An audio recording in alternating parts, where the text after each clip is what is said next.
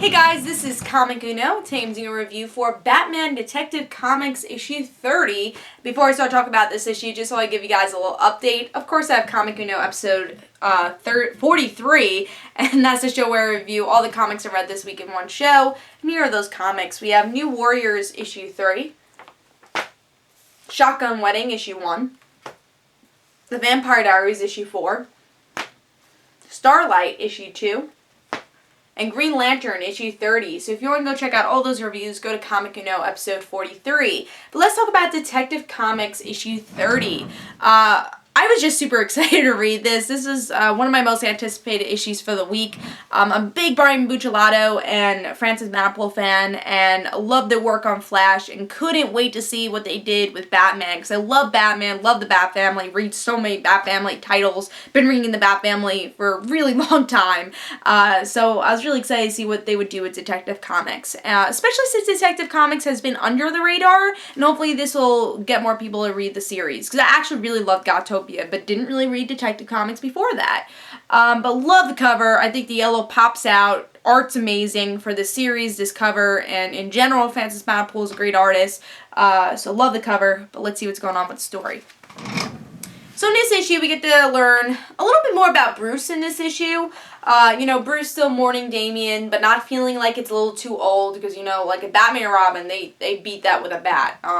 They kept talking about it in a way that didn't feel fresh. With this, I felt it was fresh. It felt good the way they were talking about Damian here, and didn't feel old, like we were reading Batman and Robin again.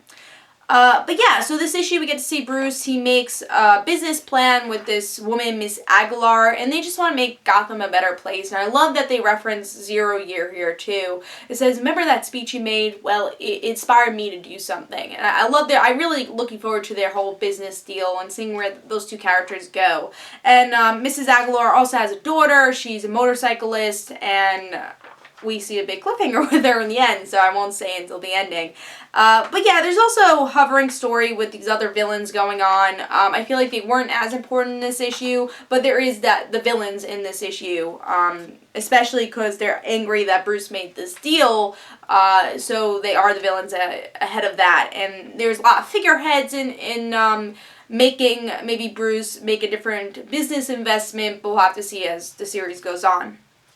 So yeah, that happened with the villain, and in the end we get to see that Bruce is in his Batcave, and then Elena burns up. We don't know exactly why, how this happened, but this is what the whole story arc is going to be about. I thought that was a great cliffhanger, especially I felt the scene we saw Elena and her mother in. I really liked the characters. I thought it made the characters grow.